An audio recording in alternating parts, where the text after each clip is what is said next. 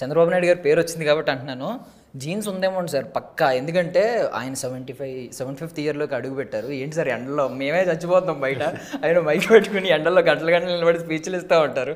మొన్న సవాల్ కూడా విసిరారు ప్రత్యర్థులకి, నాలా ఉండగలరా గంటలు గంటలు ఎండలో అని చెప్పి. జీన్స్ కూడా అంటారా కంప్లీట్గా? మీరు ఇంత యంగ్, నిజంగా చాలా యంగ్గా కనిపిస్తున్నారు. అవునా? సోలో సినిమాలు ఎలా ఉన్నారో అలాగే ఉన్నారు. Thank you. ఉండొచ్చు, బట్ ఆయన ఫిట్నెస్ లేదు. ఆయన is a very, he maintains a very good healthy life style. చిన్న ఫస్ట్ నుంచి అదే బాడీ, అదే ఫిజిక్ అలాగే ఉంది. Yeah okay. ఇప్పుడు రణరంగం అని అన్నారు ఫస్ట్, ఇందాక విన్నాను. ప్రతినిధి 2 అనే థాట్ ఎవరికి వచ్చింది ఫస్ట్? నాకే అనిపించింది, అంటే ఇప్పుడు వేరే టైటిల్ పెట్టి నారా రోహిత్ మూర్తి రణరంగం వేస్తే వీళ్ళు ఏం తీసేస్తున్నారు అంటే, ఇప్పుడు ప్రతినిధి 2 సిస్టమ్ క్వశ్చన్ చేస్తున్నావు, జర్నలిస్ట్ క్యారెక్టర్ అంటేనే ఇదేదో ప్రాపగాండా ఫిల్మ్ అంటున్నారు. ఇంక రణరంగం అని పెట్టి ఈ డైలాగులు ఉంటే ఇంకా అది మొత్తం ఇంకేదో పొలిటికల్ సినిమా అనుకుంటారు. But this is like journalist take on the society. అప్పుడు మీరు ప్రతినిధి 2 ఒకటి గుర్తుపెట్టుకున్నారు, దానికి ముందు సోలో అనే సినిమా కూడా ఉందండి, అది గుర్తుపెట్టుకోండి. నెక్స్ట్ మరి సోలో 2 కూడా ఉండాలి.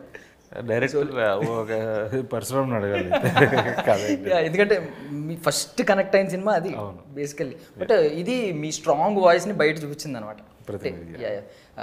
ఇంత స్ట్రాంగ్ వాయిస్ అంటే ఎలా సార్? అది నాకు అర్థం కాదు. ఎందుకంటే కొన్ని బేస్లు ఉంటాయి కదా, ఇప్పుడు మ్యూజిక్ వింటూ ఉంటాం, స్ట్రాంగ్ బేస్ ఎలా ఉంటాయి, ఇది డీప్ బేస్ అని ఒకటి ఉంటుంది. నాకు మీ వాయిస్ వింటున్నప్పుడు ఇలాంటి డైలాగ్స్ లాంటివి పడుతున్నప్పుడు డీప్ బేస్ అనేది గుర్తొస్తూ ఉంటుంది అనమాట. ఇంపాక్ట్ ఉంటుంది ఆ డైలాగ్ చెప్పినప్పుడు. చాలామంది పవర్ఫుల్ వాయిస్ బేస్ ఉన్న వాళ్ళు చెప్పేది ఉంటుంది, బట్ ఇంత ఇంపాక్ట్ ఉండదు.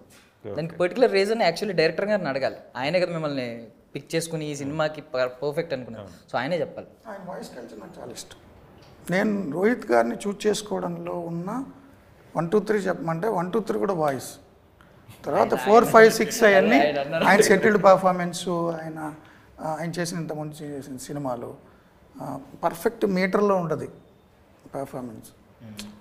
కొంచెం డైరెక్టర్ వదిలేస్తే ఎక్కువైపోవడం, లేదు అంటే తక్కువ అట్లా ఉండదు.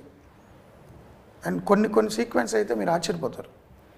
మేము చెప్పుకున్న సీన్, షూట్ చేసిన సీన్ పెద్దది, బట్ రన్ టైమ్ ఇష్యూస్ వచ్చినప్పుడు ఎడిటర్ తన స్క్రీన్ ప్లే ప్రకారం కట్ చేసి కలిపితే ఆ కంటిన్యూస్గా చెప్పే డబ్బింగ్ ఉంటుంది కదా, ఆ కంటిన్యూ చేయి అద్భుతంగా మ్యాచ్ చేశారు ఈయన. అంటే ఒక బిట్లో ఒక డైలాగ్, ఒక బిట్లో ఒక డైలాగ్, ఒక బిట్లో ఒక డైలాగ్ చేస్తే కట్ అయితే డిఫరెంట్గా అయిపోద్ది సీను. బట్ ఈయన అదంతా కలిపి మేము షూట్ చేసినట్టుగానే చెప్పారు. అంటే ఫ్రేమ్స్లో కూడా మ్యాచ్ ఉంటుంది. ఆ వాయిస్, ఆ గాంభీర్యత, ఎక్కడ నొక్కాలి, ఎక్కడ తగ్గాలి, అద్భుతమైన పెర్ఫార్మర్.